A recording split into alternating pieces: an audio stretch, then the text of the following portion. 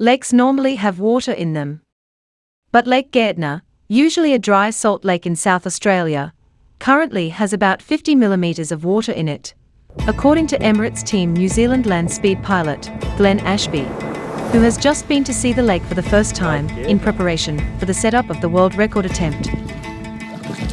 Well, we've walked about a third of the way across Lake Gairdner, and unfortunately there's still a little bit of water in the lake. We're only sort of down to about 50 to 60 millimetres of water.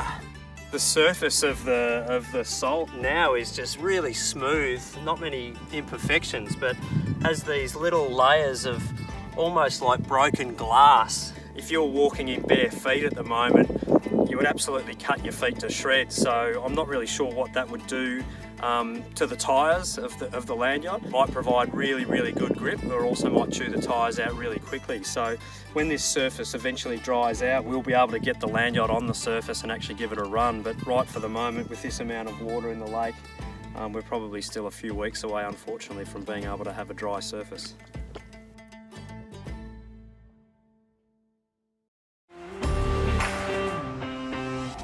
This is the Global Sailing Highlights Show, The World on Water, July 15, 2022.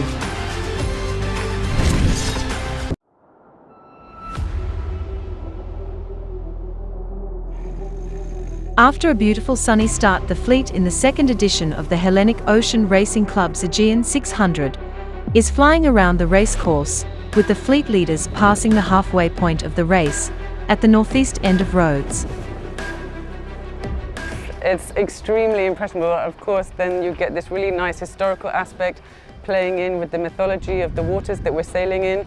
It's going to be a very dramatic start, so I'm really looking forward to it.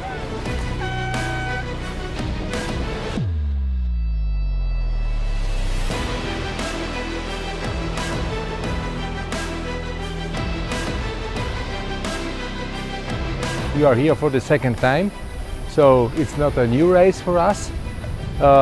We had a last fantastic race last year, second finish overall, and now this year we want to do better, but we have also some good other boats here, so we have to keep pushing very hard.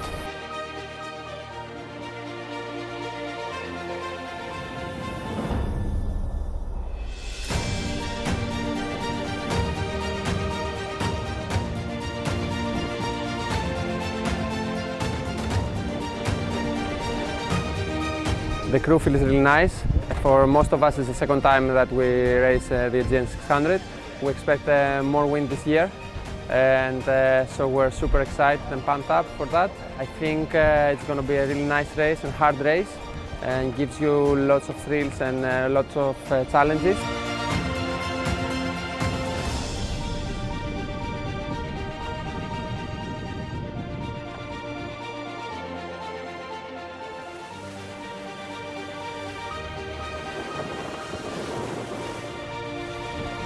I'm here with the boat Rafale, which is essentially a German boat. I'm from the UK, but I live in Germany. But we also have some other guys on board, our navigators from South Africa, so we have a bit of mixed nations. We've also got a guy from Holland, so yeah.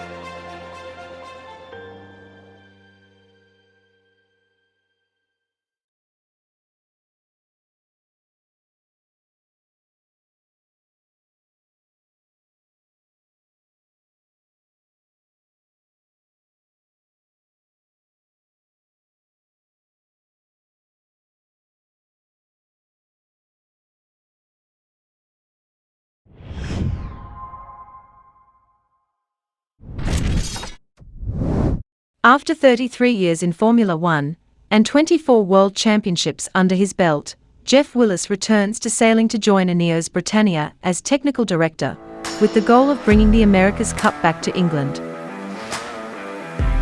I'm Geoff Willis and I'm technical director at INEOS Britannia.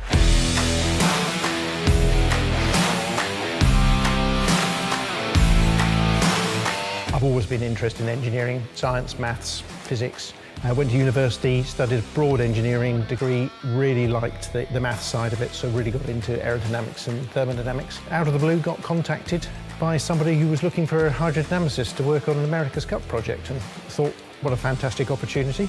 And ever since then, I've been involved in what I call competition engineering.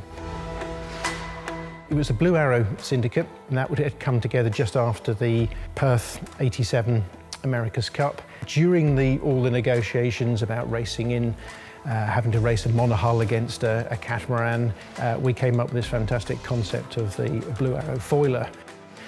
Part of my job was designing the foils. It was a foil stabilised monohull. And it worked, and it was quick, and I think it was quite impressive, but in the end we weren't able to race it. We were excluded from that cup, and the syndicate, for various reasons, came to a halt. And in the meantime, I had to go and get another job. Came up to Leighton House, met the then chief designer there, Adrian Newey. Worked there for a few months. Adrian went off to Williams, phoned me up, said, would I like to come and do the same thing at Williams? So I went to Williams, and that was the beginning of my F1 career, so whoosh, an awful lot of seasons have gone past. Obviously I've got experience for Formula One, and I'm now starting to get more experience again of America's Cup. And I think that the two businesses are remarkably similar. It's the fact that you've got a very difficult technical problem, you've got a lot of resource, huge time pressure, and you put all those together. Day 3 of the 2022 Gran Canaria PWA Windsurfing World Cup turned into an action-packed day, with the men's and women's fleets both hitting the water for the first time in the afternoon. Under 17 boys category, this was a tight one. In the end, it was Tobias Bjorn that made his way to the final and took the victory ahead of a charging Anton Richter. Third place, Carlos Kiefer. In the under-20s girls category, Julia Pasquale came in third. A great showing from Isabel Trevino in second, but there was only one star of the show, Alexia Kiefer, absolutely on fire and with some massive wave scores. In the main fleet, we did get through a few men's heats today, but the emphasis was put on the women's fleet. How did it go down? Well, there was some tricky conditions, some small waves, and it did cause some upsets. The biggest upset of the day was 12-year-old Sol Dietrich taking down Lena Erpenstein with the highest wave scores of the day. We didn't finish, so you're going to have to come back tomorrow to see how it plays out. The forecast for tomorrow does look the best of the whole week, so we're very confident to finish the elimination. Join us tomorrow on PWA World Tour to see how it plays out. The Finn World Masters in Helsinki was once again blessed with fantastic sailing conditions for the fourth day of competition. Current world champion Peter Jan Postma from the Netherlands put the Masters title beyond doubt by winning both races.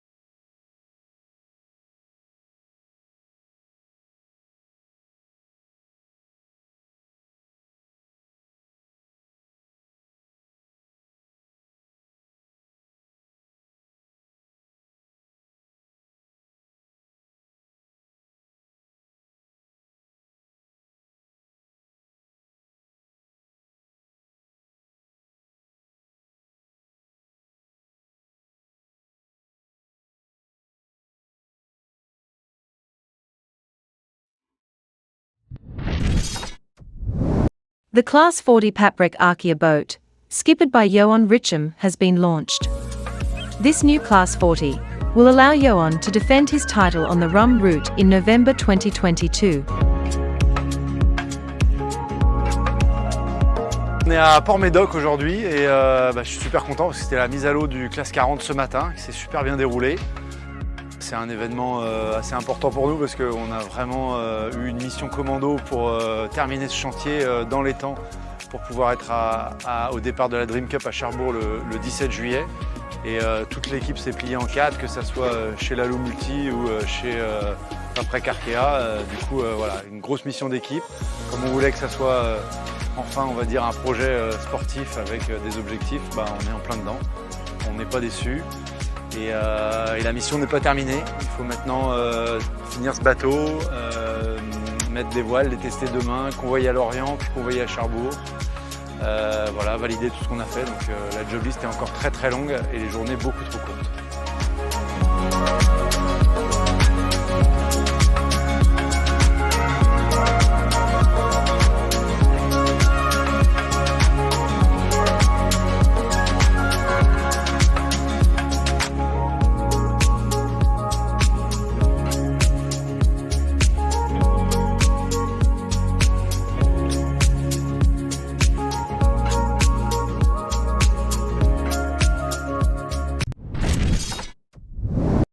The GC32 World Championships is being held in Lagos from July 13th to 17th.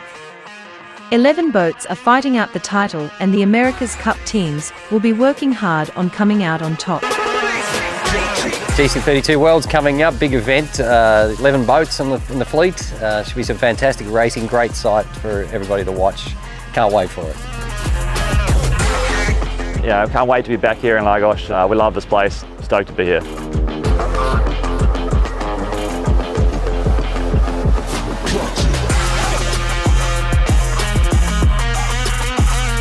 We're looking forward to compete here at the World Championship in Lagos. It should be a very exciting week, so get ready. We know we have a lot to do and we're looking straight forward to be back for the World Championship. Well, looking forward to coming back for the Worlds at Lagos. I'm sure it's going to be perfect. Great fleet, great conditions, fantastic Lagos. Really looking forward for the World here in Lagos. Come all watch us racing.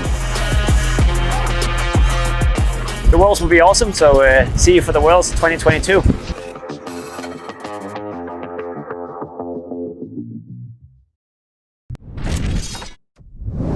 Over 450 of the world's best youth sailors from 69 countries are getting ready to compete at the Allianz Youth World Sailing Championships 2022. Taking place off the coast of Scheveningen in The Hague, the championships are open to young sailing stars up to the age of 19. Well, it's the first day for the IQ Foil Youth class here at the World Sailing Worlds, so it's a big day. It's the first time that we have a windsurfing the foiling class in this type of events from World Sailing at the youth level. It's a big day for sure. It's going to be a part of windsurfing for the next 8 years or so. Definitely a big day. It's exciting to see all these new people coming through as such. It's exciting. We'll see how it goes. The IQ Foil Youth class, especially, of course, the gear is a foiling class. It's a foiling gear, so we are foiling all the time. So that's really exciting for them. I'm very excited. It's my first time in the youth class on a World Championship. To be here with the IQ Foil gear, that's a very exciting gear to surf on. It's really exciting and important because it's the first day in the World Sailing that we are doing the new class of windsurfing, which is the IQ Foil, Youth and Junior. This class is faster, the board is better than the last one because now we have the foil and we have more fun and yeah. This is the first time a foiling windsurfer has been in the Youth Worlds, and it's really exciting for me because it's a lot more fun and a lot more competitive, and it's a new class, so that's nice, and there's lots of new kids that you haven't met before, and just overall it's something new, and that just makes it automatically exciting and different. I do IQ Foil because of the speed especially. On the water it's really competitive. It's really close boats, sometimes you can get half a foot away from someone full speed, especially on the slalom starts. And it's really tight all the time. When I heard it was in the Netherlands, I was so excited because then family and friends can watch it very good. And yeah, I know the spot. I trained here sometimes. So yeah, I was super happy to hear it was here. It's amazing going around the water, flying above the water. It's really amazing. My first international event, first race, and I've managed to win the first race as well. So that's a lot of ones in a sentence, but yeah, definitely. It was definitely nice. It was a good feeling. I won all the 4 races today in my fleet, and I'm really happy with that. My speed was good, because I was a bit afraid how my speed will be, and the races went fine, so that was good.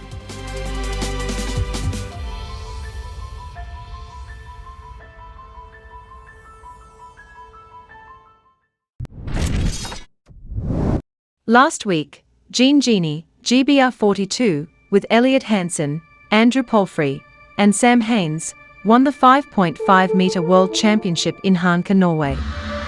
The previous week, they had won the Scandinavian Gold Cup.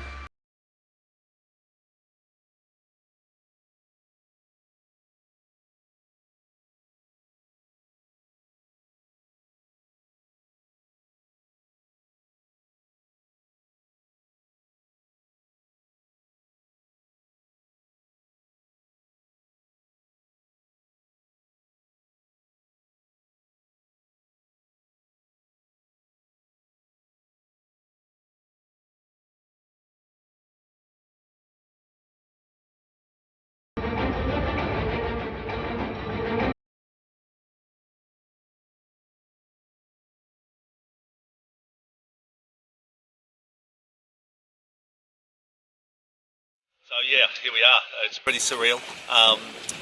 You know, I feel a little bit hollow that Morty's not here to share this with us. But we had a nice moment on the way in, and called him, yeah, it was very nice. So yeah, but extremely satisfying. It hasn't really sunk in. You know, it's been a bit of a battle all week, but yeah, it was extremely satisfying.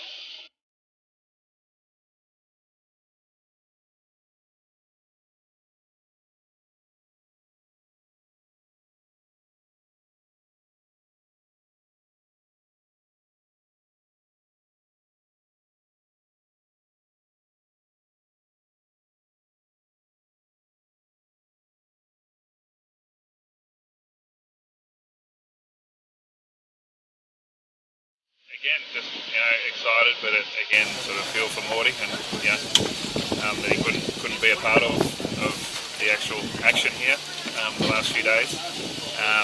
But having said that, just again, as I said, after the Gold Cup, the trust that he's put in all of us to do the project, and mostly with Dog, but and 2 to come away with the boat and allow us to go and race is that's the guy Morty is, a legend of our sport.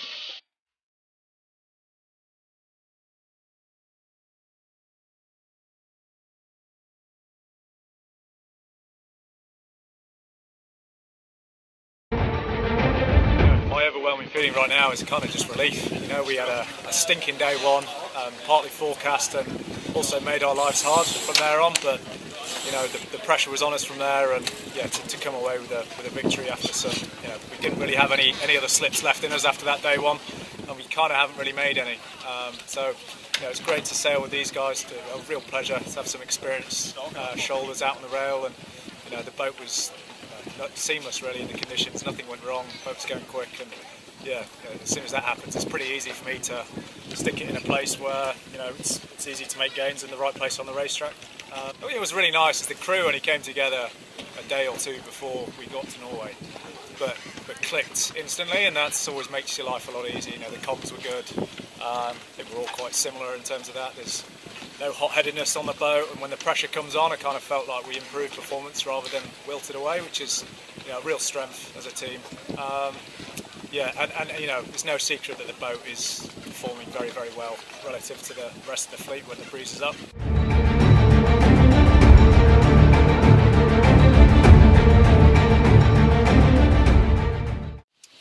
good call to race in this fleet, you know, against the family of 5.5 sailors, and you know, we were pushed really hard through the whole week by the New Moon guys and the Artemis team as well, you know. So to finally overcome that was very satisfying. But well done to them as well. And just again to echo Elliot, you know, sail with Elliot and Sam, and to sort of finish this off, it's just been awesome. You know, very rare you find an environment on a race boat like that. So it was